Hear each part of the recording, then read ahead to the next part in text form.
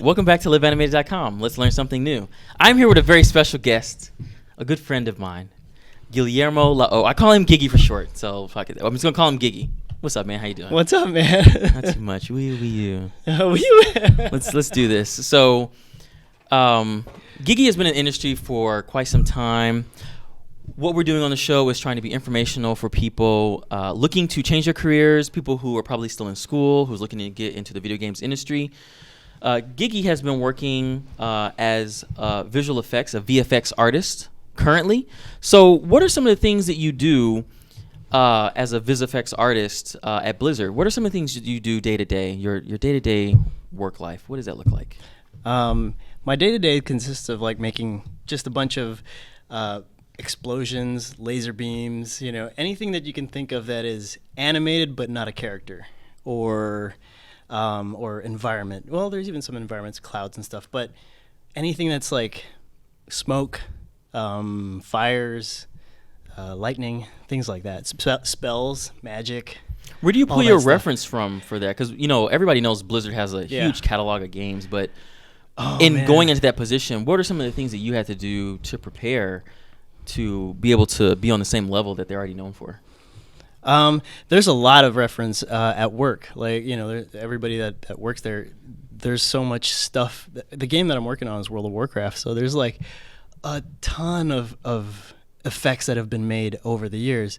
Granted, some of them are a lot older, and as time goes by, like they get better and better and better, and we just recently had like a bunch of character revamp, spells, and so pulling from those, and we have like a ton of I work with 6, me included 6, we're 6 total, but like there are 5 artists in there that are top of the line, the best artists I think in the world, and so effects artists, and so just bugging them, and just asking them stuff in every day. So those are some of where I go look. There's also a lot of portfolios online, a lot of the Korean effects artists. Like there's just some really cool like big effects that you can draw inspiration from. Nature everywhere. So you're talking about World of Warcraft, which is awesome. That game was huge, and they're still making it as popular as ever now with redoing everything. So with the visual effects, are you going in and making the effects better? Because I think they're going to relaunch the vanilla WoW soon if they haven't already done it. Yeah. Is that what you're working on in regards to the visual effects and making those be plussed for today's player? No, that's a cool thing about Classic, actually, is they're trying to make it as true to the original game as possible. So what you felt like when we played together way back when is going to feel like that. At least that's what they're really trying to strive for. The stuff I make is the stuff for where WoW is now, and just building any new effects that come in and trying to reinvent and plus up whatever's in there. That's awesome. So if we go back, now we're going to go way back. We're going to go back to, I think it was 2001 or 1999 for you when you started. Wait a minute. You asked me about my day-to-day. Yeah, I thought you already finished going about your day. You're not done day-to-day? All right, no. let's get, please continue on. Please continue on. What is your day-to-day like? I thought you already went through. Oh, that's all I do. I don't do anything. Just go ahead. Please inform us. My day usually starts with anything I made the day before. I always try to take a little video of it, and I have it ready for the morning. So I usually get in a little bit earlier than most people. So it's nicer to come in because it's quiet. There's not a lot of people. But that's what I do. I get a cup of coffee, watch the video I call it my dailies. I think that's what they call it in the movie industry.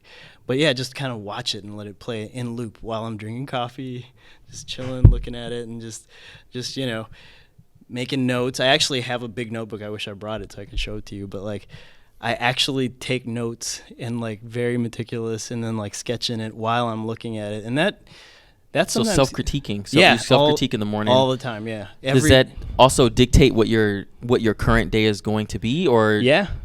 Yeah, because sometimes if Blizzard's really good about letting artists do what they do best. You know, they there's a lot of times where I'm like, is this done? You know, like, and I need to hurry up because it's taking a longer time. And they're like, make good art. You know, that's top. So I'm here like, all right, you know, I take advantage of that, and I'll take the time to actually self-critique. And if that takes the spell that I'm making for that day or whatever, sometimes it'll take a week of just like really fine-tuning it. They're cool with that. You know, it's like, we'll figure it out. It's amazing. It's a great place. That's awesome. Yeah, it sounds like they really give you the time to polish and make sure everything is fitting for the character and for the project as a whole, and not just get stuff in. When you're working on stuff, is the iterative process still the same as the other disciplines, where where you work on a blocking phase just to get something working, to work out your timing and everything, or do you work out everything on your own kind of locally and then just check it in and get feedback from that? Different people have different ways of working. Some people like the, you know, ta-da, kind of like, I made something so cool. Me, I like that more iterative process. I feel like it gives me more time. So I like to just add things in, you know, and then like work on it as it comes on, because I do like that feedback, and there's a lot of good feedback loop, you know, and within the people I work with. But a lot of it has to do more with, like I was saying, I'll do a lot of personal feedback and just kind of like just work it, you know, and then kind of like take notes, ping my lead or ping one of the artists, like say, hey, can you look at this specific thing? You know, what do you think of this animation? What do you think of this shape language? You know, kind of stuff. How many layers go into creating an effect? A lot sometimes. It all depends on what you're doing. It can be very complex. It can be very simple. I you know, it's a lot nicer to make a simple effect, or more elegant effect, you know, if you can just say what you need to say. The way I view effects is like, there are three things that I like to gauge my own work with, which is, first is, does it communicate? Second, does it excite or surprise and delight? And so, you know, I like, it's always nice when you see something, you're like, whoa, what the hell was that? You know, like, and in a good way. It's always a good response, because right? you're like, oh, okay, I did my job. I broke down that wall for them to accept my work. Yeah, exactly. And you know, it's the nature of effects is it should be the sparkle, the icing on top of the cake. So, you know, there's going to be a great animation, but like if there's something that just kind of like puts that exclamation point at the end of the sentence, it's like, bam, you know, nice. This is cool. Yeah. You know, so. Did you know you always wanted to? Now we're going back to the beginning. I think I already scrolled down. Did you know you want to go into visual effects at the beginning? Like 1999 was a crazy time for the computer era. Like Y2K was getting ready to happen. People thought everybody was about to explode and die and everything. But what got you into going into commercial art in community college at this time? Oh man, effects was not even, I didn't even know, you know, well, I definitely didn't know effects was a thing. I think especially at the time, nobody knew effects was a thing unless you're in the movies. But I didn't even know art was a thing. You know, it was go for business or be a doctor or a lawyer. Was that coming from like your parents or your family telling you like just family? Be a police officer, be a doctor, be a lawyer. Your typical kind of like, you know, these are what you do. Cliche careers. Be to be successful. You know, do these kind of things. So what got you into going to the community college? What was the passion behind that? Or was that not passion yet? Were you looking for, I can't just sit at home, I need to do something? No, or what were you thinking about? Definitely no passion for that. You know, I mean, it's kind of sad to say, but like, I've always loved art, but like college was always kind of like we were talking about, like, this is now business time, you know, like go for like business. You need to take it serious. You're going to college is a big deal. You need to get your life in order and go to school, you know. So where was that coming from? Was that coming from family? Was that like a life choice, but from society? Like what was driving you to do that? I think it's society more than family. My family's always been very supportive, but like it was definitely like kind of, I think you just kind of know it in yourself, like, this is now what I gotta do. Put the button, you know, put the tie on, go to work, you know,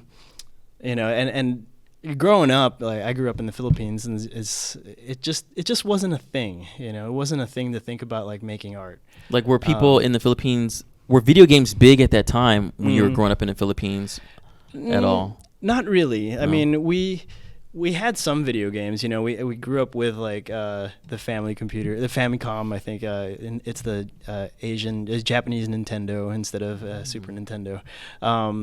So I definitely had those, and it was fun. But it was, again, like never. It was so far from even thinking. Never thought of it being a career. Not even art. Not even just. I mean, maybe photography, maybe painting.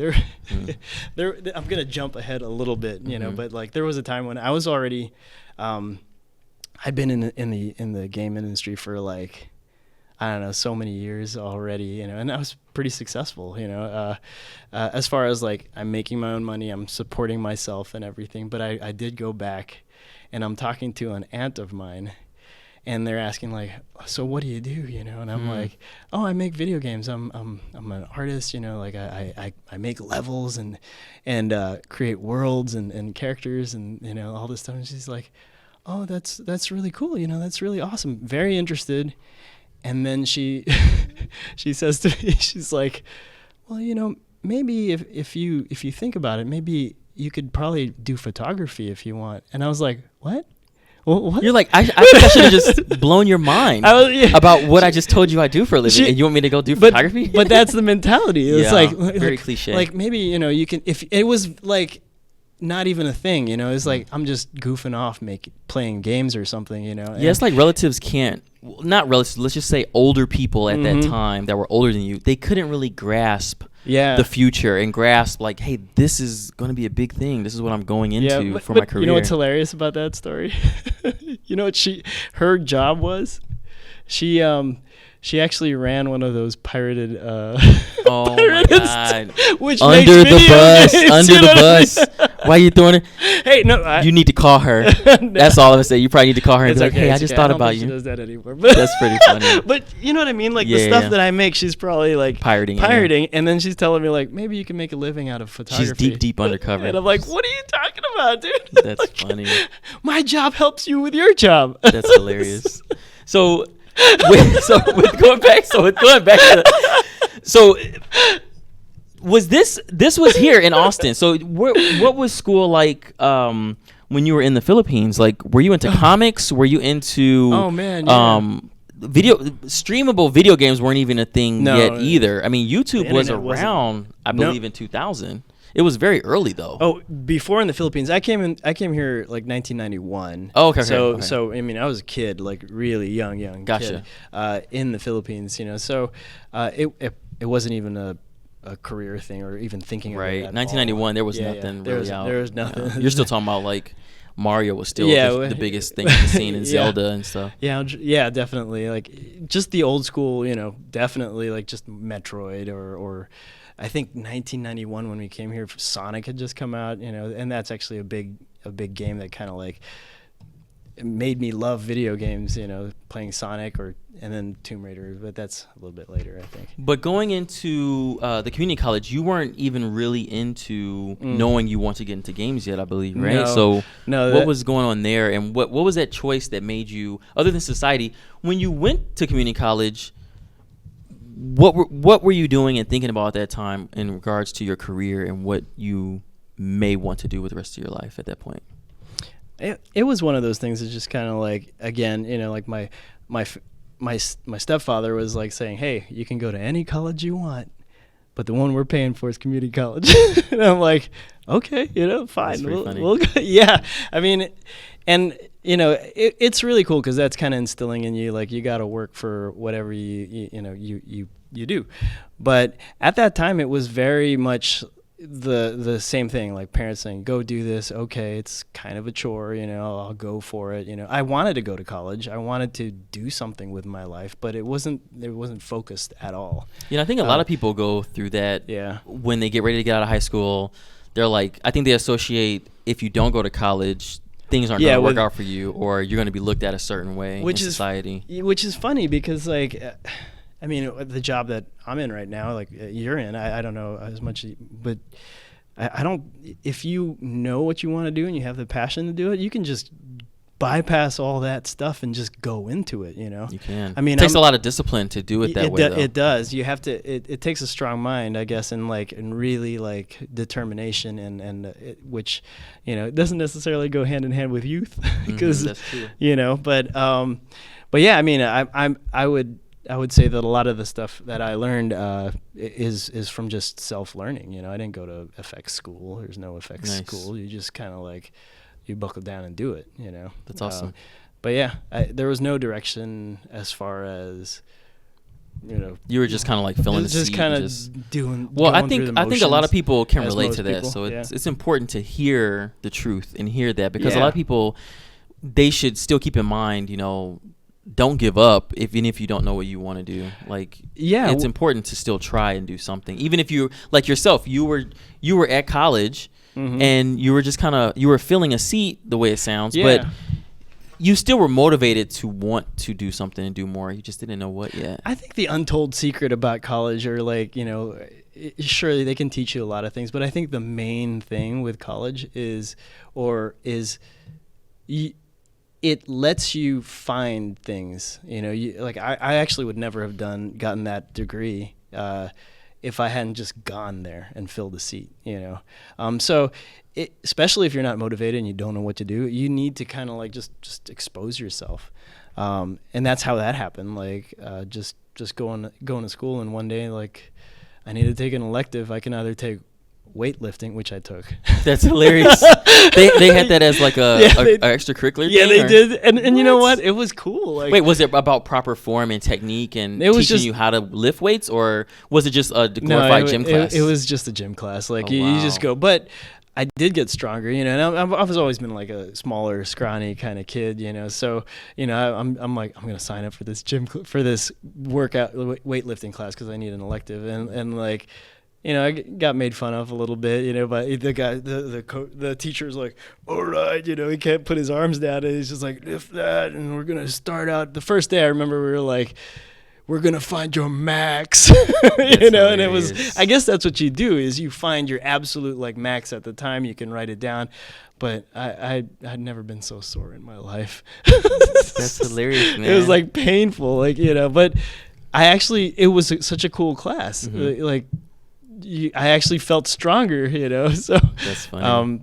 Towards the end. Did you get an A? Did you at least pass the class? I think I did. Okay, great. I mean, that's awesome. You know, that's awesome. We had to like push buses at the end for the exam. That's just hilarious. kidding. No, we didn't. So you eventually did go to art school. So what happened with that transition of going to community college, getting all the GEs out the way, and then going into art school? Something clicked. So that was the thing. Like, the other elective was like, okay, there's an animation class, and it was 2D animation, like, you know, just actually flipping with your hands. And I was like, I think I want to take that. And then I started realizing like, oh wow, there's like a 3D animation class, you know. So, and the prerequisite for that was I had to take the 2D animation for some reason, but like, I want to try that, but let's get to it, you know? So I took that class, and then I ended up really liking it and taking it again. And while taking that class, I met other students who were like, oh yeah, we're taking the... Now, did you already have a drawing background? Yeah, beforehand, or did you just doodle at home and...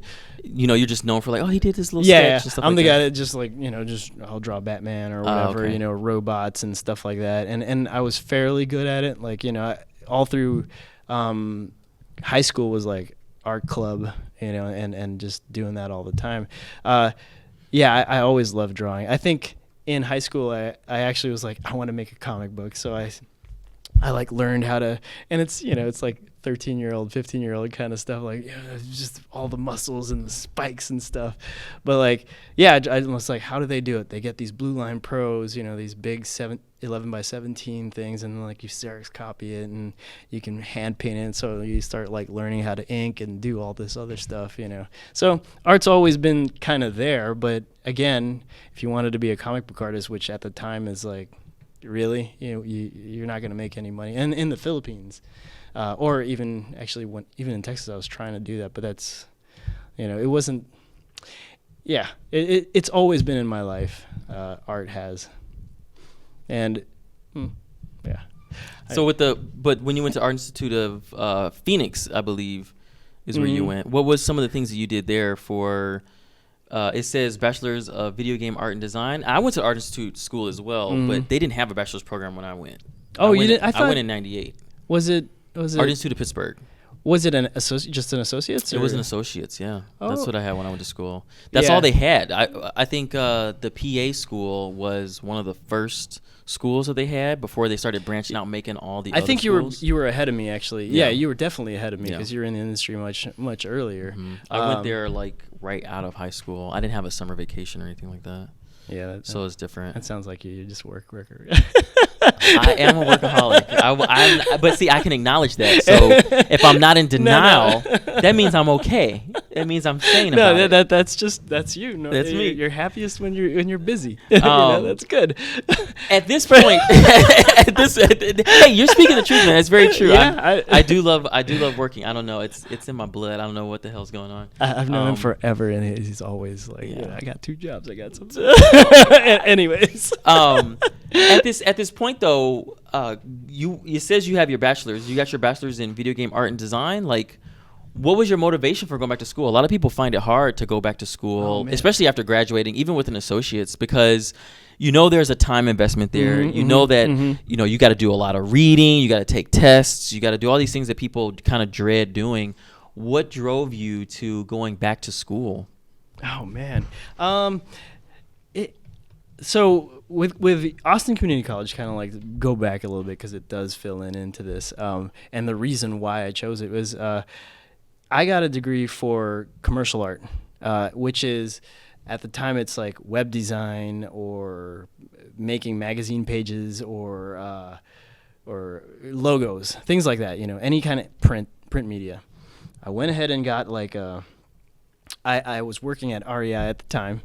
And not really doing anything, just letting time pass just by. Letting I did like I like at the outdoors and stuff like that. So it was something that was cool, but it was definitely like not where I should have been. But yeah. So at REI, I had I one of the people I worked with actually was interning at an ad agency at the time called Secola Martin. They're like the second biggest or something like that. I can't remember, but and she was like, "Hey, you graduated with a degree in art. Why don't you try to do this? Try to do an internship. They're opening up." And I was like, "Sure, let me try it." And I got it. So you got the internship where she worked as well? Yeah, where she worked. She had done it like it's usually there's like I don't know the length of time, but like she had done the whatever the internship course. Okay. And so she had done it. And she said it was great. You should give it a go. And I was like, yeah, sure, that's fine. And my mom at the time was like, you got to do something else. You can't be working at a bike shop forever, and she's right. Listen, your mom, guys. Did the girl who, mom know what's up. It might hurt, but it's just. At the time when the girl told you about the internship, did she continue working in there? Because you met her at the shop. At REI. REI. Yeah. So was she still working for them, or did she do the internship and then she just kind of stopped and did something else? Yeah, she stopped and she kind of like she was continuing to work at REI. So she kind of worked both things. Okay. Where and I don't know if she was going to school at the time also, or. But that's cool. She still hooked you up with saying like, "Hey, you should try this out." Yeah, that's it was awesome. very, very cool. Like it's one of those things. Like I think somebody's kind of like watching after you, kind of being like, "Hey." When you think about it, you working at REI, it was like that was the moment. Exactly. Like you had to be there at that right time for her to inspire you to do that. Yeah. So it all works out, man. Yeah, all those exactly. Experiences. And so, yeah, when did that, and it was a blast. Like you got to learn. It was very. You ever watch Mad Men? Yeah, of course. Who hasn't watched Mad Men? It was like the biggest show. So I mean, of course, minus like the super duper sexism and like Well, I think that was how it was back then. Yeah, very much so. But in the workforce, at the ad agency, it was very much that kind of like you had that feeling of creativity and just and things are happening and you've got these big clients and it was very exciting. And everybody was really cool, but you had the writers, and the art directors and all that stuff, and it was very, very cool. Like there was a definite like energy to that kind of lifestyle, but I realized that print was not for me because it just. Why wasn't it not for you? What was it about print? Was it the long hours? Was it No, I'm okay the with work long hours. changed too frequently, or maybe the work stayed the same because you have certain clients? Like, what was it that made it where you knew this wasn't? I think it has to do more with the. I just wasn't for me as far as like having to go to like printers and like go and see. You have to have the exact. If you want Coca-Cola red, it has to be like perfectly Coca-Cola red, and you have to make sure there's so many things that are kind of like in that way that can be cool also, like, because it's kind of neat. You're like going out and meeting the printers and you're actually making all these things or working with logos and going iterations and all this stuff. But at the time, it just wasn't speaking to me. I was just like, no, this is not quite right, So I had the opportunity to actually move on to like doing more stuff with them, because if you do well enough, they'll invite you over, and you can either I don't know what they'd have for me, but you can also be like the head of the interns and kind of like. So it sounds like it's a definite work your way up the ladder type of thing. It's even starting at the internship. Yeah. You kind of like, you start out. It's almost like you start out at the mailroom, and then you slowly meet end up being people, the CEO. Yeah, exactly, or something like that. Yeah. So that was kind of the thing, and it just wasn't working for me. So I said thank you, and then kind of just left. So you finished with the internship, Yeah. And then after the internship, did you go right into the internship? Was after the art school bachelor's or in between, or where it was after? Okay, so in 2004, yeah, afterwards, yeah. you did internship. Yeah, I went to got my bachelor or my associates, and then I went into just kind of like once I graduated, it was kind of like dead in the water. Gotcha. You know what I mean? Yeah, even though I had this excitement and momentum, so the jobs just weren't there at the time. Yeah, it just kind of fizzled. Go ahead. No. It just wasn't there. Okay. So there's not much more to tell with that. I just kind of was like, yeah. And I think because I deep down inside it really wasn't clicking with What me. made you continue on? What made you still stay motivated? What kept you motivated even though you were like, oh, I graduated, but I wasn't able to get a job right away? What made you not go back to REI, essentially? My mom. Right? Again, I think, there was definitely a plan, or like plan is a very strong word as far as like, being what I had, it's not like I was a mastermind and like, here's all, but I definitely wanted to go into something art related. And now it was something that like, oh, it's a possibility. But, kind of after that experience and like realizing that it's almost like a reset, and later on you're going to notice through my portfolio or my resume that it's like a recurring theme, the reset, and like restart over. So, which can feel very, very, I guess, what's the word? Like where you're just deflating, or you're just kind of like, oh. Anyways, yeah, I'm not sure. It can feel very demotivating, I guess, is another word. So you're saying you're like I got to start over again. Hitting it, but it seems like there's a lot of freedom in that, in starting over, because there's a lot of you get to a feelings point where you're like, oh, I've learned this.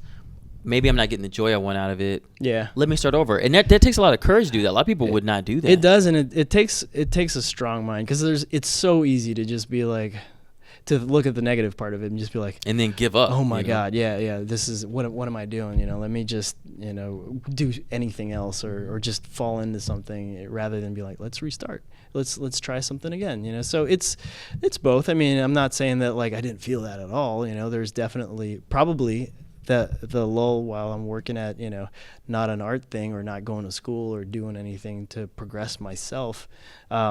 There's probably a lot of that in there, just kind of like, gotta start over again, but life has a way of making you do it, and that's sometimes your mom. I think it says a lot for you to be able to recognize that within yourself, and then making that choice to start over, not knowing what could happen, and then just moving forward. But lo and behold, you started your career at Vicarious Visions, 6 years and 2 months. You went full steam ahead. A lot of people don't usually put in that type of time into their first position, but you were there for 6 years, and that's where we actually met each other. which was awesome. Long nights working, staying up late in the snow, almost dying, getting to work, getting into car accidents and stuff, sliding all over the place in Albany. There were so many times where there's one, I don't know if you know, but there was that one hill where in the back, I don't know. It's like I had like a. You're talking about the old office, right? The old office, like the first, the one that was in the tech park. But I remember knowing that there's an uphill, I would have to like actually get I had a pickup truck that was rear wheel drive, which is the worst car to have in snow. But like, I would have to like, before drifting was a thing, it's just like, all right, I gotta make sure I'm going fast enough. Cut it around and get that thing to go sliding up the the hill, That's hilarious. Yeah, you did have the white pickup. Yeah. That's crazy. But you were there when everybody needed you. Hey, Giggy, I need to move that's part of owning a pickup. So did you know that, by the way, I know we're going to get into Vicarious Visions. I left the pickup there for like 6 years after. Oh, you did? Wait, you left it there? You didn't like salvage it or go get it turned in? Because I remember you said you were getting a new car. Yeah. And you were getting ready to pick up because you're like, you don't need it anymore. I actually kind of like, I signed it over to a friend of mine. Oh, okay. So you signed the title over. But, he really was just kind of like. Are you telling me your pickup is abandoned somewhere in New York? I think if you look at Google Maps, you might still see my pickup just sitting in the parking lot of Vicarious Visions. That's bad. That's bad. Anyways. No, but I think TMI. You hope you don't get no tickets in the mail, man. No. They got rid of it. They called me like I think several years later, and they were like, "Hey, you want your pickup?" I was like, "We're thinking about donating." I was like, "Yeah, go donate it." But there's a Bob Marley CD in the thing if you want it. That's so funny. Oh my god. So Vicarious Visions, like what were you doing there? So you figured out you want to go into the industry. You started there. It looks like you're doing like environment modeling, texturing, lighting, optimization. But you also touched on like character work, prop modeling, and UI creation. Yeah. So, how were you able to be so versatile with doing all of that, or was a lot of that learned on the job? Oh man, everything I learned has been like baptism by fire. You're just like, this is Sparta, and kick you in. You're like, go for it. Like we don't know who's gonna do this. You can do it, So all of that was just like, okay. I mean, I learned stuff from school, obviously, because they wouldn't have hired me. But there's so many things that's just like, you think, okay, I'm just building an environment. But then it turns out like, oh, there are all kinds of limitations and like things that you need to figure out as far as how to make this thing look more, be an artist, how to make this thing look more engaging. And a lot of it sometimes it's not just making art, or like there's a technical side to it. One of the coolest things, like I still remember it, like we were working with this might be a little low level techie, but like there's this thing in our game where they're called PVS boxes or something like that. But when the camera flies into this invisible like box, geo box, it will clip in and clip out geometry. And so is that what's used for like optimization? It's used for optimization. Okay. Yeah. But I was like, you know what, there could be a way to use this differently. And so somehow I was like, let me experiment with this. And I made this thing where I made a building and then I made the front of the building, but I chopped the front of the building so that it fit within that box. And so when Spidey looked like he was going to swing into the building, once the camera cut in, it turned off the whole wall, and you're like, "Whoa, you're inside!" Oh, that's awesome. So it was like not something that was intended to be used for for making art, but it was a way to kind of like fold that in. That's awesome, like a happy accident. Yeah, but it actually helped guide what you could do now. Oh yeah, creating that product. It was definitely like I think I can figure this out. I think this might work. And of course getting it at the time when he's swinging or you're climbing. That's awesome. And it's like, and it's kind of like, wow, it's yet another thing to make you see something and pull you into the game, immerse you into the game. Which, also jumping ahead, like effects is very much like that. You're always kind of like, how can I jimmy this into like something cool, So, tinkering with this that kind of stuff, so much fun. That's pretty awesome. So, when you were working on a lot of the stuff here for being here that long, what was your? I know this is probably asking a lot. What was your typical day like? Did you work on every single thing that you have listed here, like day to day, or was it just project to project? Like on one project you might do environment, another project you might do some character stuff, or were you doing all 4 of these types of things you have listed here all the time, like splitting up the day, like 2 hours here, 2 hours here, 2 hours here? At that time, it was definitely more of a layered kind of thing. You make the geo, build the buildings or whatever, and then get to see if like it feels right, and then texture it, and then you light it. So it's very staged, like this, then this, then this, then this. There sometimes you're like, okay, maybe I know I'll need a brick texture or something, so you can paint that alongside. But it's usually very assembly line. That might be such a bad sounding kind of thing, but Let's think about like some retrospect now. So, in knowing where you started with school, and there may be people in the same boat that you were in, same mindset and everything. And then getting your first job, you're going from 1999 to 2004. What are some of the things that you think would have been beneficial if you were able to see someone like yourself, like being interviewed right now, and being able to tell that student, like, hey, these are some good things to think about and to do while you're in. You mean like to school. Get a job, or to get a job, or better, like a good portfolio, or to get into the industry. So okay. The way it looks like you got into the industry, you were much a jack of all trades. Yeah. But if someone was looking at this right now, and they may be in the same position you're in school, and going like, I don't know what I want to do, but I think I want to do something in games. What would be something you could think about that I wouldn't say you would change about yourself, because if you weren't at REI at the time, you may not have ever gone down this path if that girl never motivated you. Yeah. So what are some of the things that you want to tell the people? Oh, there's several things I can say. One thing not to do. Learn from me, kiddies. There was, again, my mom saying, hey, there's this thing. I think we saw it in a newspaper. There was an ad for, I can't even remember but in video games, it was Iguana Games back in Austin, and they were hiring, and I remember being like, oh my God. In my mind, I was like, I'm going to get this job, and I'm going to give them all my art. Remember that, like, the art that I had made before then, sure, I had done some, like, I think I was starting to go in the community college, but, like, this was before. So I was like, you know what? Let me send them my stuff. And it was all these comic book things that I was talking about, and just like. Wait, how old were you when you did this? What did you mail to people? So I was like, it was. I didn't mail anything. Oh, okay. That's why I don't do this. Oh, this God. is the right, don't please, do. Please continue on. Please continue on.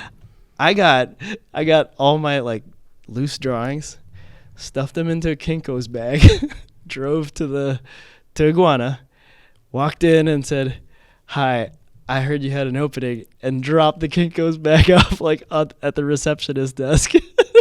Oh my God! Wait, how old are you? I can't remember. I think. Oh my God! It was super. You were old enough to drive. I'm trying to think if like I drove, or I think I was old enough to drive. Yeah. All right, so that means you were like what? 16 or something, right? Somewhere there. But it was so like, yeah, I can totally. It wasn't cocky, but it was like. It was just like you knew better, dreaming. Man. You knew better. I should have known better. Hey, I hear y'all got a job. Yeah, here's my bag. Okay, so I dropped it off at the receptionist. Yeah, but what happened? And I think we all need to know what happened when you dropped off that stuff. I waited, like I was so excited, like thinking, like, oh man, I can't wait for this call. This call's gonna come, anytime. Or wait. You didn't talk to anybody there in that moment? You just no, I just talked to the receptionist and then just left? And I told her, I was like, hey, I heard you had a job. I have some stuff to drop, to drop off. And it's like, oh, okay, cool. Just leave it on my desk. And it's like, okay, cool. Thank you. And like, you're new. You're like thinking about like all these things, and you're like, all the possibilities. Oh, it would be so cool to work. I think they were making Turok or something. I don't know. I can only imagine them opening that bag up and spilling out all those straight papers and like, what the hell is it? Did you even put a resume in there? No, I think I put like a calling card, or like so I didn't have a resume. I wasn't even like. That's hilarious. So anyways, 2 weeks go by. I'm like, I guess there's no call. I mean, why? At least call me. Of course they wouldn't call you, you know? I mean, so I drove back, and when I got back there, the thing was still in the same spot. Wait, you drove back? You went back to the studio? I went back because I wanted to get my samples. You want to go back and get your work back? Yeah. So you didn't make copies of your work. You just put your originals. originals No, I gave in. like the originals. All you know? right, all right. And so So you went back, and they never even opened it. No, it was in the same spot. They probably thought it was like a bomb or something, man, or something bad. It's in like one of those brown Kinko's bags, you know, when you make prints and you just put it in there. It's yeah, that. That's funny. Think about it. You're like 16, you know, whatever. But don't do that, you know. So it was kind of disheartening, you know, to see your stuff just there, and you know they didn't look at it, and you're just like. You know, in hindsight, I was sad about it, but like in hindsight, I'm like, of course, why would they look at it? You didn't put any effort into actually like making a presentation, you know, or like you can't just give somebody a brown paper bag and be like, check out my stuff, you know, it's cool, you know, it's that's cool. That's a good message to leave with people. So yeah, I mean, definitely like present your work as best you can. Presentation goes a long way. You know, it's one of those things. It shows care. It shows that you care about your work and you respect your work to be able to be like, hey, I have something to show you. So that's awesome. Cool. That's pretty cool, man. After Vicarious Visions, you continued on and you went to Kryptonite Games. You were there for a year and 6 months. So you went from New York to Seattle. How was that? What it looks like you were doing the same thing. Was this a move laterally, or was this kind of like just a move somewhere else because of whatever reason, or what happened there? It was, it was a lateral move, definitely. Like the stuff that I was doing at Vicarious, it was more like lead. It was lead environment stuff and more environment art. Like towards the end, closer to the 6-year mark. Yeah, towards the end, definitely. By that time, I had I was actually like working with a few other environment artists, and so we were, you know, I actually was. They weren't necessarily reporting to me, but I was looking at their work and giving them critique and feedback, and actually kind of like passing the information upwards. So. I think it was actually, it is lead environment artist was the title that I was at, you know, on the thing. Oh, for Kryptonite Games. For Vicarious Visions, and then when I moved I was supposed to be, I think a environment artist or art. I think it was just artist 2 or something like that, because it wasn't. Yeah, a lot of people were doing like the levels of. Yeah. 1, so 2, 3 for you know, environment. But with the expectation that I'd do something similar under those lines, and so moved in, worked a little bit, and it was weird. It was kind of like, you know, I'm doing stuff, but I'm not quite. I'm building environments, but I know I can do better. You know, it felt like a step down initially, but the expectations were higher. I felt almost as if I was put into a position that didn't allow me to do what I do best, but it was expected. I don't think am I explaining that? Yeah. You know, sometimes that happens, you know, like, and that's kind of tough. I think the lesson there is to actually, if you can realize and recognize that that's what's happening, you know, it's actually really good to go up and say, hey, I don't think I'm being utilized in the best way possible. And for me, the reason was, I think I was coming in at the same level as my lead. And I think there might have been a little bit of just rivalry, or kind of like, you know, you're coming in and maybe you're going to take my job, which I've never had that kind of instinct to be like, I'm going to take your job, you know, or do anything right. like A lot that. of people do get a little. They get a little bit weird, and so they're kind of like, you know, they get a little defensive, and so you kind of get blocked off. And it doesn't help that, like, moving over, we switched programs from I was. Vicarious Visions was a Studio Max. Yeah, they were a 3D Studio Max house, and then which was rare. Yeah, which is rare, and which is funny because Blizzard's we use Studio Max again. So we use both characters use, but we use Studio Max, and it's like it was, I had mixed feelings because I was like, it's kind of like coming back home, but also like I've grown to love Maya. So, That's awesome. I use them both all Yeah. the time. That's pretty cool. So, what do you like about that program? Are you basically doing everything in Maya versus Max at that time? At that time? Yeah. Yeah. So like Maya was brand new to you. Yeah, completely. Was it new to the whole team? Was everybody going through the growing pains of that? No, everybody was already like experts at Maya, okay. So I'm coming in, and that's why another reason why it was kind of an uphill battle to kind of like, say that, hey, I can do more, but I can't. It's hard to say that when you can barely just get moving on like building stuff, the bare Right. minimum. So, it was kind of a rocky start, I think. But It happens. I mean, especially when Yeah. programs change like that. Everybody goes through something like that. yeah, But you went to Glue Mobile next. yeah. You were there for 3 years and 9 months, which is pretty good. A lot of people, what you see currently is a lot of people like, I was here for 6 months, I was here for 8 months, I was here for 3 months. So it shows that you do stay at studios long enough for the teams to recognize, like, hey, this guy's going to be here through thick and thin. So that's good. But let's see, you started off here and you went from artist to art manager, lead artist, which was something that you were doing at the tail end of VV, being more of a lead artist. So you're going back to what you were doing before. Yeah. So 2 years and 8 months, it looks like you changed direction a lot, and you went more into the management side of things. Again, I had always wanted to become like a lead artist, and that is, what was driving you to that? Was it power? Was it just wanted to be in charge? Just being naive, actually.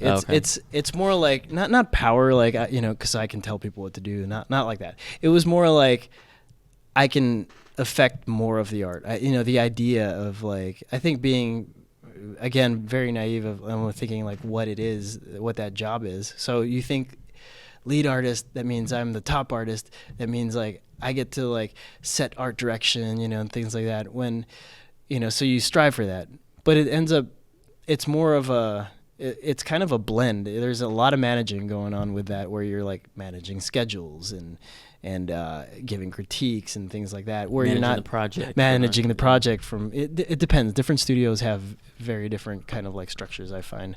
But yeah, I can go into that, and it with Glue it did, like there was a lot of like going into managing the project. So yeah, it's kind of like a transition into that. As you're being lead, you kind of like start gaining more. You kind of gain that momentum. You almost have to make a decision where you're like, I want to do art or I want to lead. So when it comes to like the art manager, what all did you do? Did you do the hiring? What does an art manager do versus an art lead? Like, what makes those jobs? Because I've seen those people. Yeah. I've seen different people take on the different roles. So there's a person in each role at a studio. What makes you doing both of those roles? What was it about that position at the time where you were filling in both of those seats? What's different about both of those positions? So yeah, like I was mentioning, like you can either choose to be an artist and go, the way I view it anyways, and I think I've always viewed it this way since I've gotten more educated. It's like you can go choose the art road and then go into like being a senior artist and then like a principal artist, where that's more like the creative, like setting direction, things like that. I don't know if that's standardized for all studios. I don't think it is, but I think it's kind of generally accepted that way. And then there's like lead, and I feel like the manager side is almost like it kind of is a branch off of that, but it might also be. It's very similar. A manager can kind of like an art lead still is involved in the project and still is kind of setting the tasks. You're for still the on the project. creative You're side still of things. Still in the creative side, but you're also still kind of making that project move. Where a manager is more people based. You can manage people on multiple projects. Like the people I managed were not necessarily on the same project as so you're managing like within the studio. You're managing artists as a whole. Yeah. You're managing artists as a whole. Yeah, that's cool. So yeah, you basically become their voice, and you become like a safe place for them to actually let you know problems they might be having, or things they do like, or things they wish they could have, and then you have, as a manager, do have that ability to go up and bring it up and make things happen.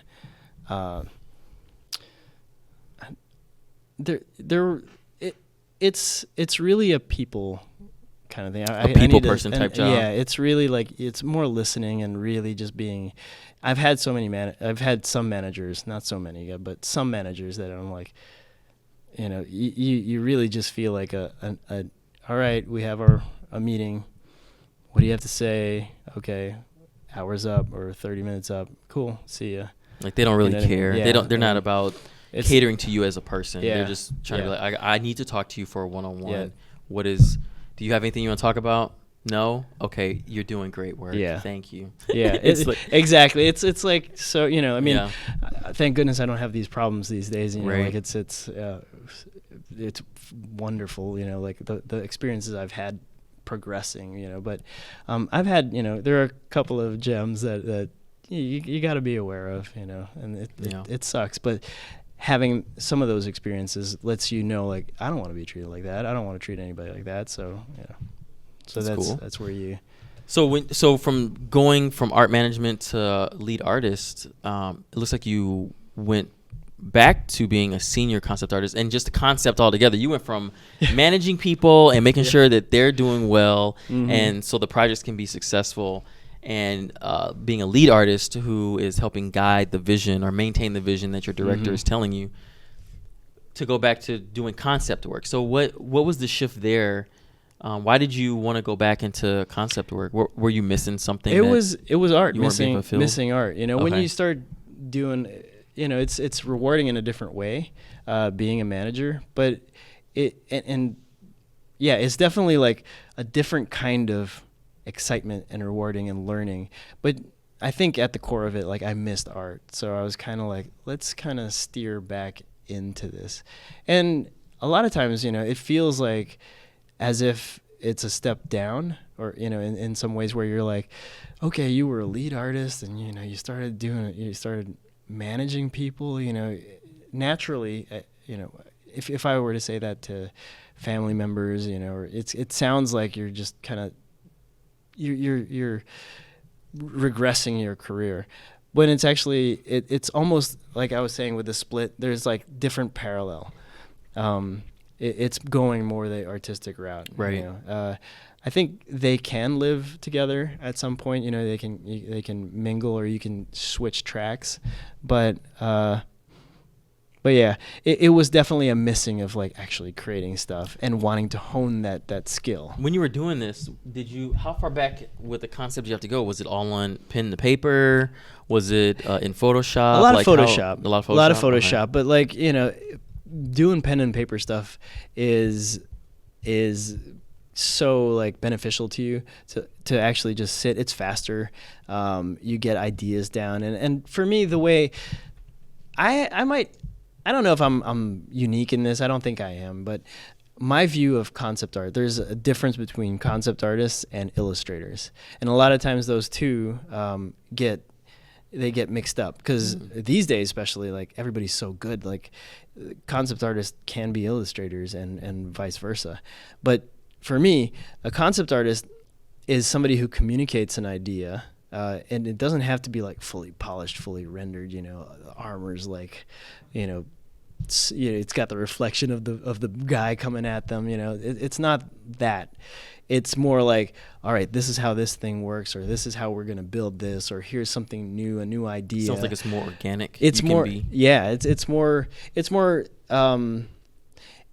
like the vision or the communication behind it, rather than like, this is the pretty picture. Now, that pretty picture for like an illustrator is also really good, because you can set the tone for like whatever you're making, the rest of the art, the rest of the art. Of the so they're different, but they're very similar. So I view it more as that, and that's I would say I'm more in that kind of camp, where it's just like, I have a lot of ideas, or if you need me to help you like figure out these ideas. And if you need to throw out a lot of ideas, because that's part of being a concept artist, you're just you put stuff down, and either it works well or doesn't, or the people looking at it don't think that you're helping people to solidify their thoughts. Since you touched on doing like concept art at a high level like this, what are some of the things that people should keep in mind if this is what they're trying to do for your career? Like you're saying, you kind of hit the reboot button a few times. Mm-hmm. So it's interesting to see how your career has these turns in it. What are some of the things that you would say to someone who's looking to just be a senior concept artist that would be beneficial? Because it looks like you were doing like storyboarding and art direction, web design. Yeah. Again, you're doing a gambit of things. Yeah. So what is the main thing you need to know to be a successful senior concept artist? Always be curious, and push things, and always know that. I think one of the main things is being able to take feedback also. Not everything you make is great, and not everything you make is right for what is being made. So you have to, I think, just realize that the thing that you're doing, especially as a concept artist, isn't you. It's not a reflection necessarily of you. It's the idea or the thing that you're trying to make.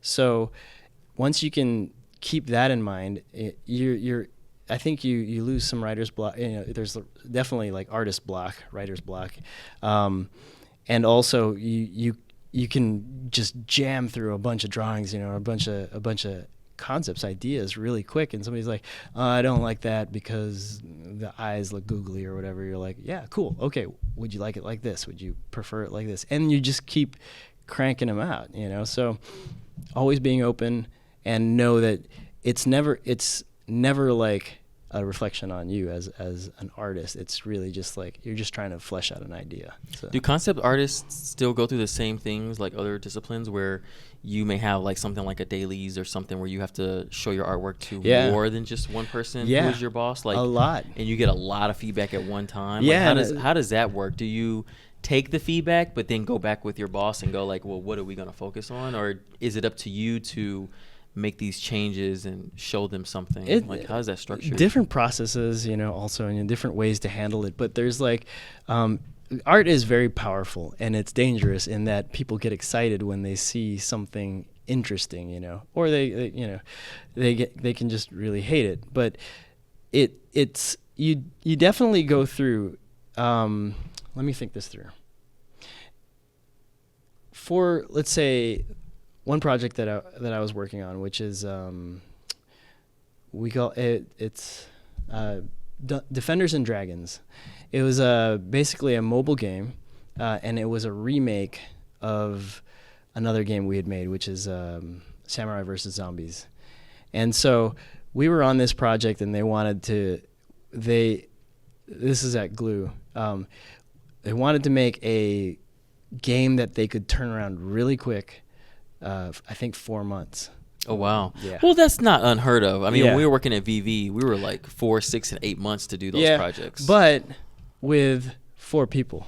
Oh, wow. Yes. So you must be a master of the trade. So there are definite things that, the reason I bring this up, it does have a lot to do with the concept art and how we handled it.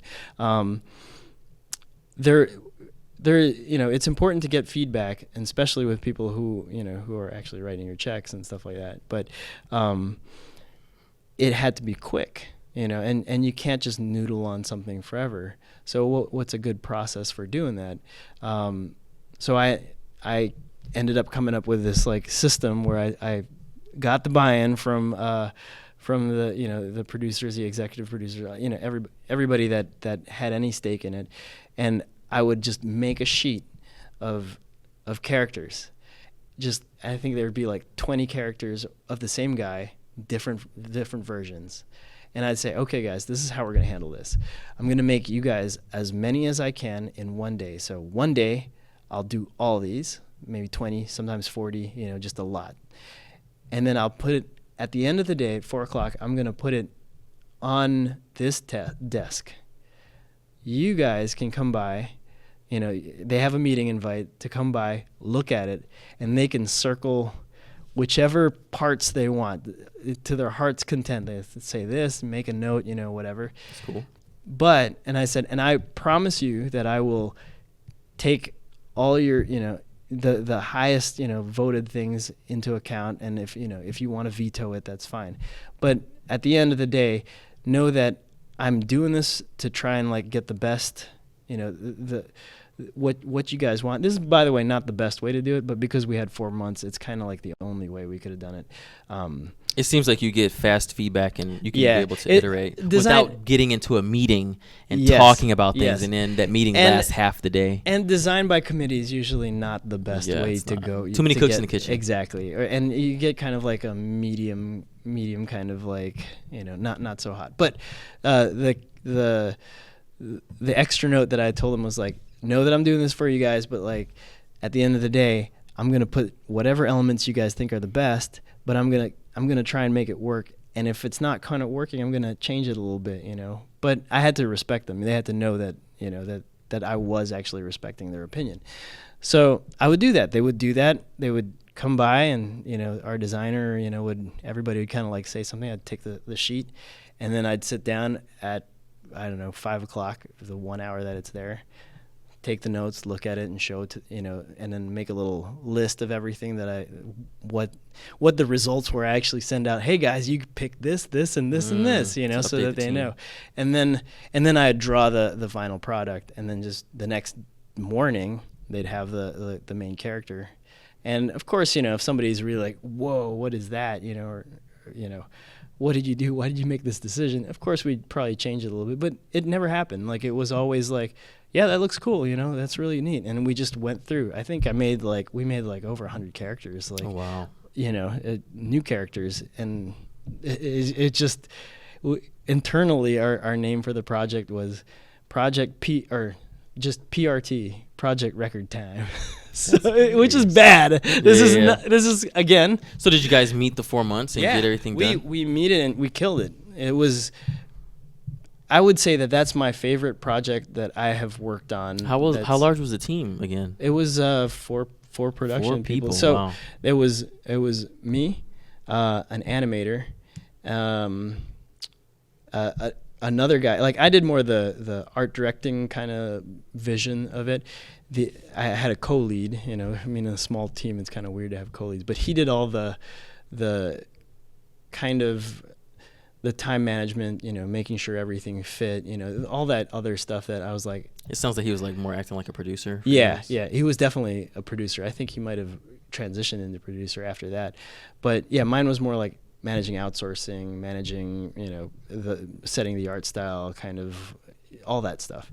The artsy side, he was more the production side, but together, we formed. And we had those two. We had a UI guy who also did, who was pretty awesome at like art. So he also would like make concepts. I think we ended up making a decision like, all right, you'll do a bunch of the bad guys, I'll do a bunch of the good guys, and then we'll that way we'll split the work out. And that way there's kind of. Did you guys find differences in making sure you could stay consistent, or did that cause any problems? There was definitely like his style and my style were kind of like different, but that's also rather than, we tried to meet in the middle. We discussed it, and I kind of like, I was like, I like this stuff of your stuff. We should incorporate it in this. But because we were splitting it also, it was kind of, I think it was kind of smart. Like, we'll split it down the middle. That way the bad guys all kind of have a look and the good guys all kind of have a look, since, we're naturally like not fighting style. Now, of course, we kind of commingled a little bit, but it in the Just end of the day, cohesion. it worked out. It worked out great, That's cool. That sounds like a fun way to. It was. To work. It was really fun. It was really fast but it was. I don't know. It was really a lot of fun. There's just. It's a project that's like everything's laid out. You just make art. That's cool. So you went to Particle City next. Mm-hmm. Glue Mobile. Where was that located? Same. So. Kryptonite Games actually became Glue Mobile. It got acquired. Okay. Yeah, so it's actually the same studio with mostly the same. So when Glue acquired you guys, they didn't try to change anything. They were just like, hey, just keep doing what you're doing. They did. They definitely did. We went from like doing consoles, and I think some handhelds, into just all all mobile, so all right. iPhone, all iPad, you know. Okay. And we were definitely like, everything is different, which some were good because we went into Unity. We were previously using like proprietary engines, Okay. but going into Unity was one of the For better people listening, what is or watching, what is a proprietary engine? What do you mean by that? It's something that was built in house, in the studio, and it's for the studio only. You know, it could be like a version of an existing engine, like Unreal or something like that might have been changed, but it's other people can't access it. Where Unity, there's a way of doing things that everybody can just, you know, roll into. It's way better. You tend to get an engine also that is a little bit better stress test that way, like, you know, Unity, Unreal, because a lot of people are using it, so they tend to be like, okay, you get a lot of feedback for it. So Yeah, you can find a lot of their issues on the forums or online. Yeah, I mean, online. If you come into those same situations, you can go, this is how they figured it out, or which is really good. Yeah, it was really cool. You know, I mean, we still had our own tools also, you know, things like that, but. So Particle City, you were there for 3 years and 4 months. And you went from concept artist, now you went back to senior artist. Like, what was the motivation behind there? You know, did you get a lot of your concepting juices out in the last position, and you were like, hey, you know what, I want to go back to building things? Because I think the senior artist is you going back and like doing more modeling and stuff, right? No, I view more like the stuff that I do as like little tools that I kind of put in my kit, you know. The Particle City senior artist thing was actually a friend of mine who was at Glue, actually maybe Kryptonite, when we changed over. He had left, and I had lost touch with him for a little bit, but he had seen that I eventually got laid off. Like, Glue was kind of like laying people off after a while, but I stood fast for a while, but got laid off eventually, and he saw that I got laid off, and he was also another lead, one of the higher leads, you know, so we would all meet up. And so he was familiar with my work, he was familiar with my work ethic, you know. And so he called me up and said, hey, you wanna do something? It's a very small, it's not a startup, but it's kind of surpassed the startupness of it. So we were making a Titanfall game. And so, did you get there at the ground level at the beginning of that game, where you could have influence, or was it more like? It was kind of like starting up. Like, they had already started doing a lot of production stuff. Pre-pro, okay. You know, and even production. But there's always a little bit where you can jump in and add your extra flair to it. Mine was, they had.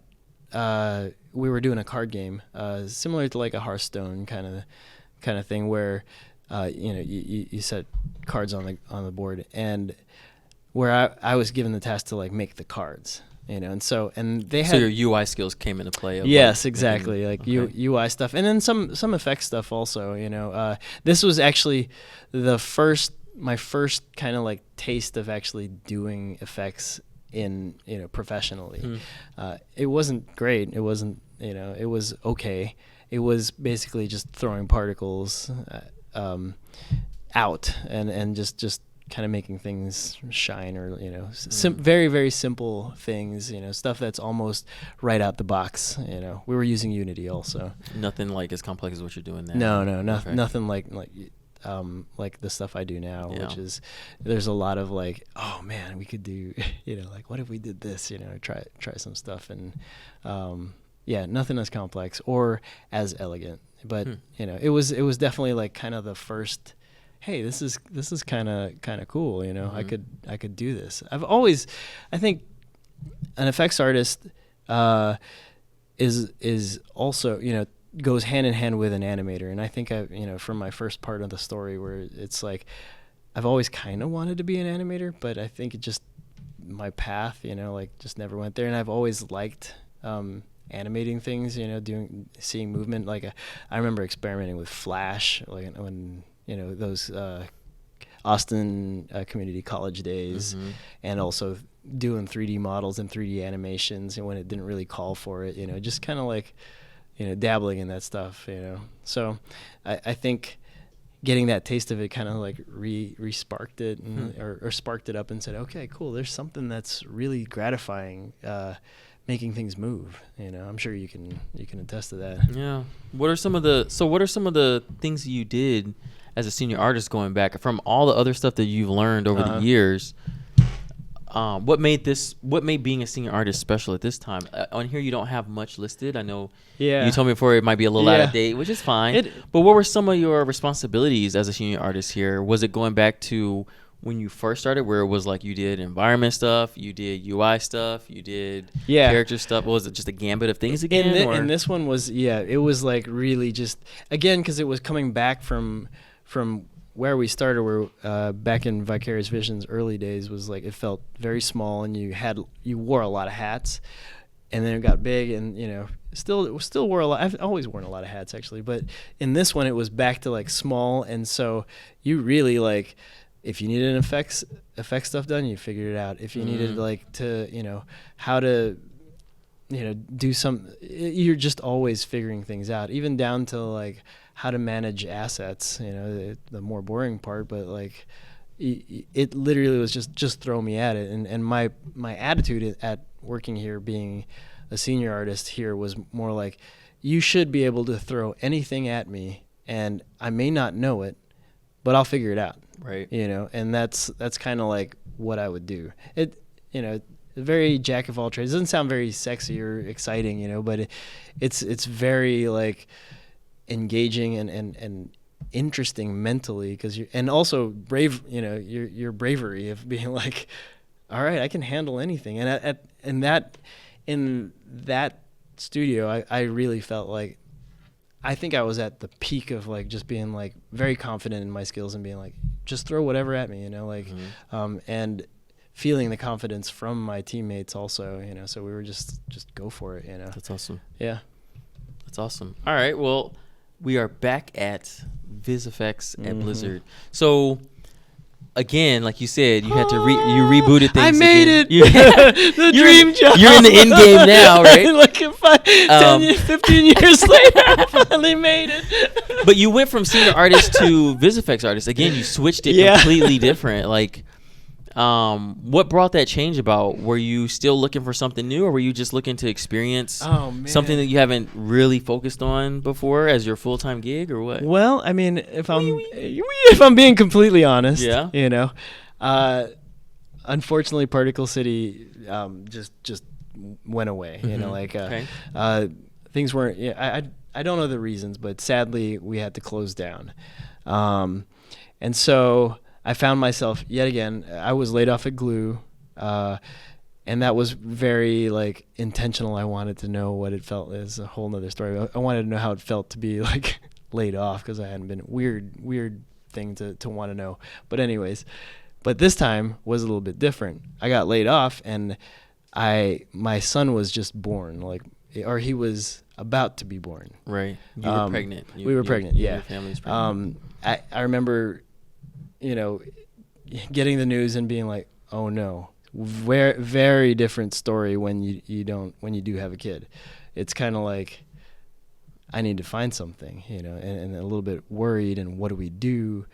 It ended up, talk about silver linings, it ended up being like really good, because I would have never had the time to just be with my wife, see my son born, spend the time with him, just from this little tiny ball to what he is, to where he was. But if I had a job, so you can always look at like the positive. It was really good. Like sure, it was scary. Yeah, there's no way to get those moments back. No, but you can't get those moments back. And there's nothing more important like in life than actually experiencing it and No, I agree.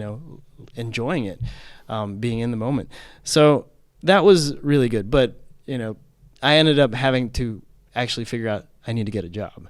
And so I did apply and look around for all kinds of, the stuff I'd done before, being a lead, being a manager, which is harder for me to like actually find a job being a lead or a manager, because you really don't have the artwork to show for that, because you have to kind of explain it, and the places that I was a lead for, either no longer existed or weren't very big. So it's not like the flashy, like, oh, he was lead at so-and-so. Right, a lead at a huge company that worked on like multi-million dollar budgets. Exactly. So we should check him out, Right. So it's kind of like, we could find somebody who is that. Right. And so, and then being a concept artist, like I explained with a concept artist, which is like,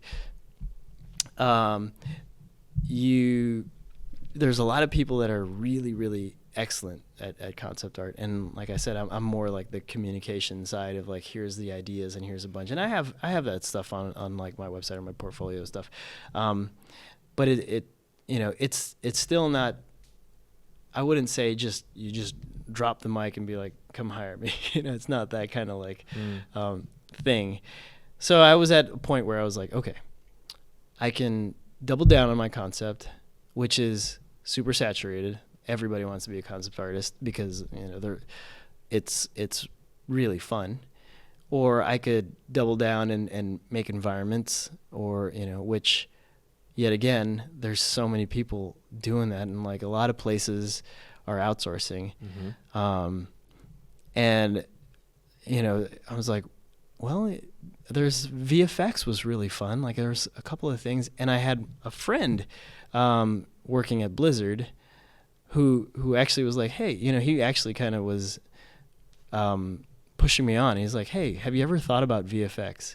And it's not that I was like, no, or whatever. It was just kind of like so foreign to me at the time. That was just like, it was something that you really haven't like I didn't dove into like again, throughout like didn't think about duration of your careers. I wasn't an or animator, you just scratched the surface or of just it. touched it. Yeah, exactly. Because there were definite times where I'm like, oh, I made a thing. I think I made something for Over the Hedge, or B movie way back.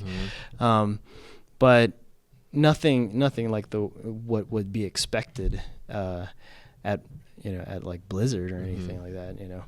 So it was kind of a tactical decision, to also be like, okay, FX is in need at being also concept art manager. I think they're always in need, though. I think that was a good choice because it's hard to find. UI and FX are like so difficult to find. I mean, to hire people for. It's just, I just don't think it's something that's mainstream. I mean, I think now it's a little bit more. It might be gaining more traction, but you can't ever have enough FX artists, I think, because they just add so much.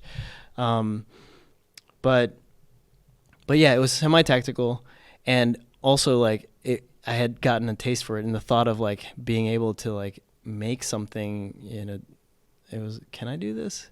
So of course, talk to the boss, my wife. It's like, hey, I'm thinking of this. I'm thinking of, what if I went down, and I remember the conversation clearly. It was like, what if we went down and I went down this route? What do you think? And she thought it through and was like, I think that's a good idea.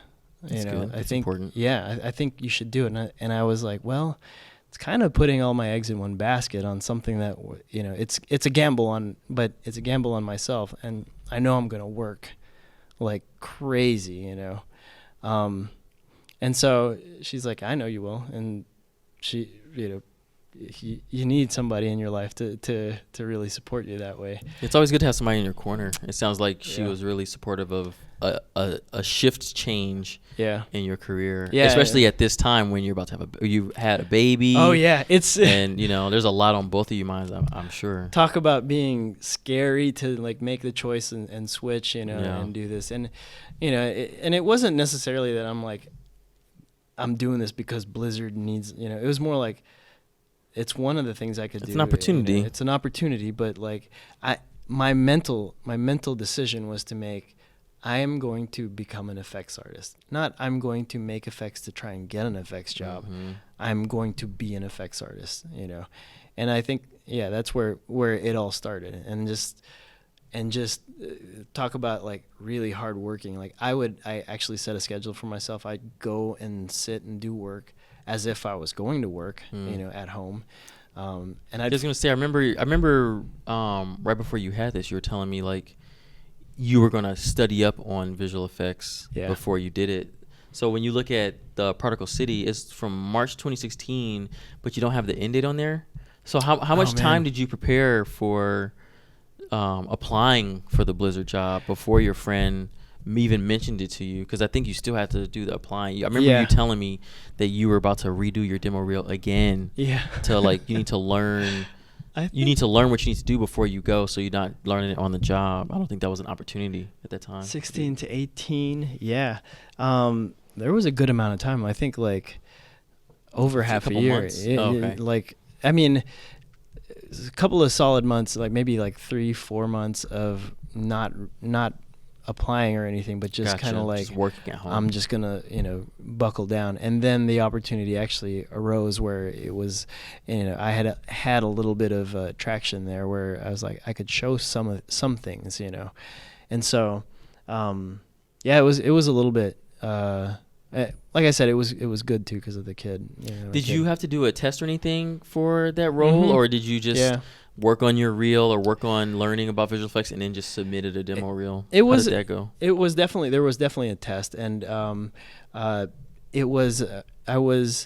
but even before that, I was fortunate enough because of my friend again that I was able to like pass stuff off to him, and he would kind of like critique it for you or something, right? Not even critique it. It was really good. He would give me pointers, critiques, and like stuff that I would only a good effects artist could really give you, But what was nice was he kind of rather than having that buddy deal kind of like thing, like put this guy through because he's my friend. There was none of that. It was very much like, all right, here's the stuff that he says is what he likes. Of course, he gave me critique and stuff like that, but like, here, what do you guys think? And in fact, like, it was very much just like, I want to hear what you guys think about this because he knows that I would have to work with them anyways, the team, and they'd make the decision. So it wasn't really like a thing where it's the friend deal. It was friendly in that he gave me great advice and feedback, but it was really kind of like I've given you my feedback. How do you take it? You still have to compete with everybody out there, so it's not like a free pass, So it was pretty good, and I think I sent them a lot of samples, and then there was the actual test, and the way he presented the test, or the way the test was presented, was they didn't say who the effects are.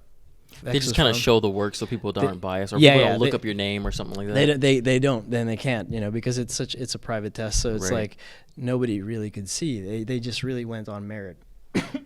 They went on how well the work was. Yes. No problem. They went on how well the work was, and then it was like, oh, we like it or not, or we want to talk to the guy or not, or girl, or whoever. And then at the end, it's kind of one of those like, which is the expensive steak and which is not the expensive steak, and then this is the, taste this, and oh, here you go. So it was kind of like that, So after they said, we like this one, we like this one, we like this one. That's pretty cool. So, what are some of the things that you could tell to someone who wants to go into the visual effects field? Like, what are some of the things that you do on the daily that could motivate them to want to go into this discipline? Oh man, like, are there things that they should be like? You mentioned that you do have a lot of traits that relay over to this, like with the concept arting and the modeling and stuff like that, where it all seems like it kind of gels into doing visual effects or VFX when it comes to like doing casting spells and understanding how that stuff works. What are some of the things that people should do or keep in mind if they want to go into visual effects? Because it's such a hard discipline to, one, get into, two, find out how the learning is. I mean, I've talked to people that work with UI UX, and they were like, I learned most of my stuff just by just working in the industry because, there's no real good schooling or classes you can take that can prepare you for that discipline. Yeah, I think. Sorry. Hey, get some water, man. Get some water. You're over here choking. I can't have you choking, dying over here. Are you good? No. Are you good? All right, you good? All right. I'm good. Sorry. All right, awesome, no problem. I think, diving in first, if you're curious about it, get yourself like Unity, it's free, or Unreal, it's free, and they all have really good effects, an effects engine built into it. Start, messing around in there. There's tons. Everything I learned initially was from looking at YouTube and then following it or trying to copy it or just brute forcing it. Now, if you do try those out and you find like this is something really interesting and I really think this is cool, because it's very addicting actually. You do some stuff and then you see things move and you're like, you get the instant gratification. Yeah, and you're like when you do whoa. It's the same thing with animation. Yeah. You're like, you press play and you're like, I made that. Yeah, I did that. and Okay, what's the next one? Exactly, and it's there, and then and that the rabbit hole just goes deeper. Yeah. But if as far as making great effects, and looking at and like really trying to hone your skill, perfect your craft, you gotta like, I would say, it depends on what you're making. I personally am drawn to like World of Warcraft style of effects, which is it's very painterly, heavy, rather than like, sparks that you can do in After Effects or something like that, which is cool and has its place. But like, I like painting. So doing your, painting all the time, drawing all the time, those are your basic kind of like things that you should do. But as far as effects specific, always keep in mind, like, again, what are you trying to communicate?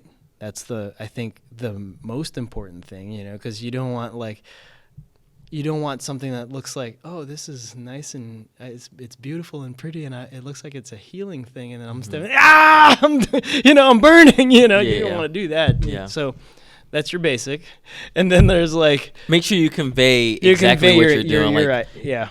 If something needs to be healing, don't make it look too. Don't violent. make it look mean, like, because and vice versa. Don't be like, oh, I'm healing you, heal. It's just That's wrong, funny.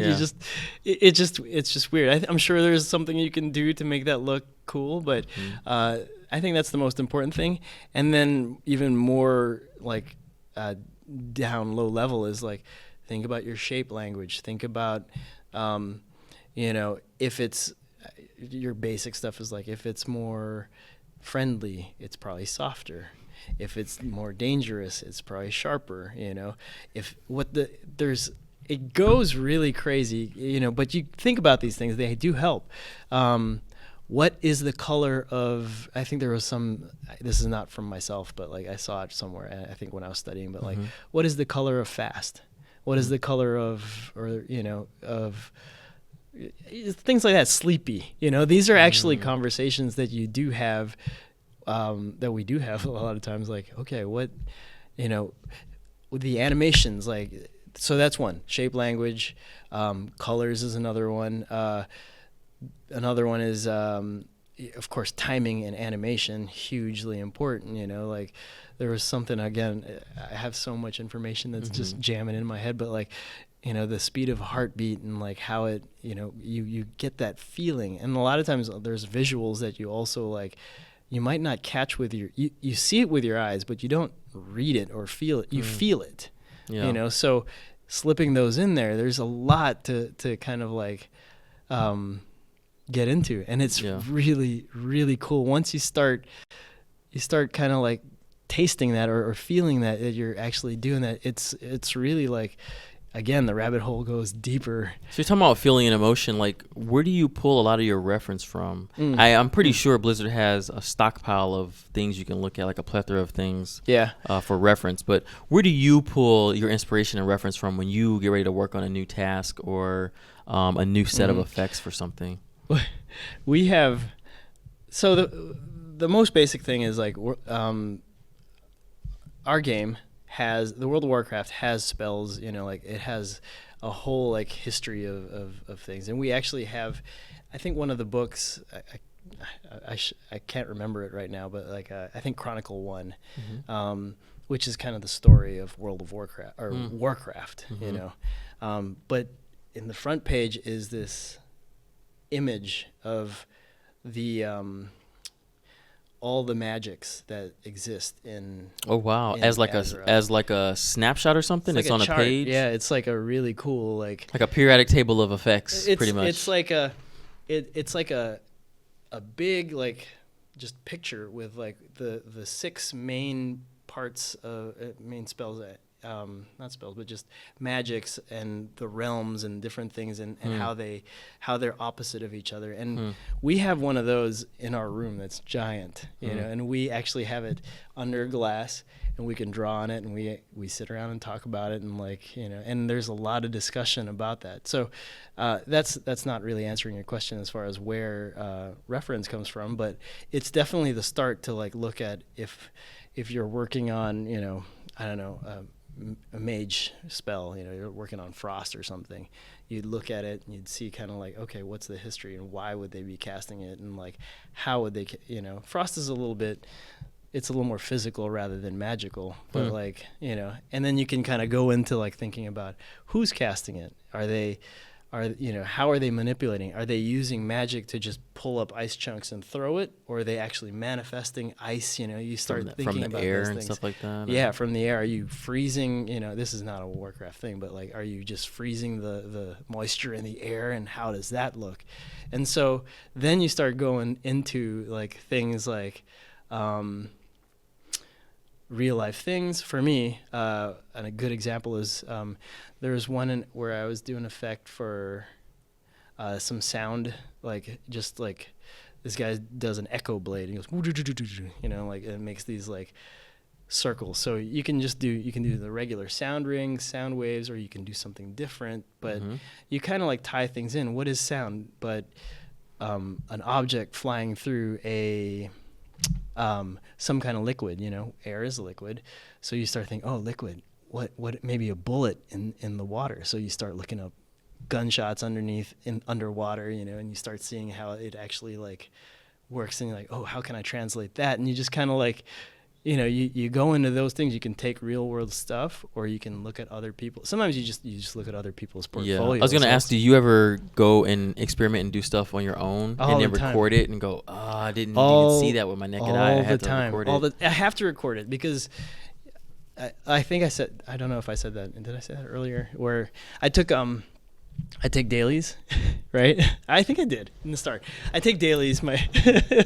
Anyways, I take videos of the stuff I worked on, and then I watch it the next day because your eyes get tired. You tend to kind of see the same thing over, and so that's why it's important to do it the first. You know, that's why the fresh eyes is so important. Like looking at something tomorrow. Like even when I go to work tomorrow, I'm gonna look at what I was working on, and when I left off, I might have been like, oh man, you know, I was working on this for so many hours that it doesn't really feel that great. Let me stop, because once you start noodling around, you're just like, it's gonna get messed up. But fresh eyes, I go in tomorrow, much like what you're saying. You go in the next day, look at what you're doing, and you'll get a different perspective on it, and you'll be like, I don't need to do that much more work to this, or this is a lot closer than I thought it was. But because my eyes were so tired and I was so married to the idea, you know, I'm on the right track. Yeah, both those things happen all the time. Like, I don't need to do much more to this. This looks fine. Sometimes I'll do that because I'll know, like, I'm done. Okay. Yeah. Let me just do this. It's ready to show to people. And then, like, look at it again. But, yeah, definitely fresh eyes. Yeah. Well, that's awesome. That's awesome, man. I want to say thank you for coming out and telling your story. I think this was awesome. You know, I think it's going to be very beneficial to a lot of people, mostly because you had every couple of years you've changed your career. Yeah. You've still been in the industry, Yeah. which is a blessing, to still be able to stay in the industry on changing your careers. But it takes a lot of dedication and heart to recognize within that you need to change something because you're not getting joy from what you're doing. Mm-hmm. So that's pretty awesome. I think a lot of people are going to benefit from seeing how a person is able to start off in one aspect of the development of games and how they work, and moving and navigating around trying to find that happiness and trying to find that joy, to where when they do find it, they're like, oh, and you had no idea Mm-hmm. this is what you were going to be doing, 13 years, or well, you were working for over 13 years. So let's just say 10 years into it, you didn't know that you were going to still be doing this. Man, yeah. So that's pretty awesome. Yeah. I appreciate you taking the time. Anytime. And man, it's awesome, dude. I hope everybody was able to learn something new, and thanks. Later.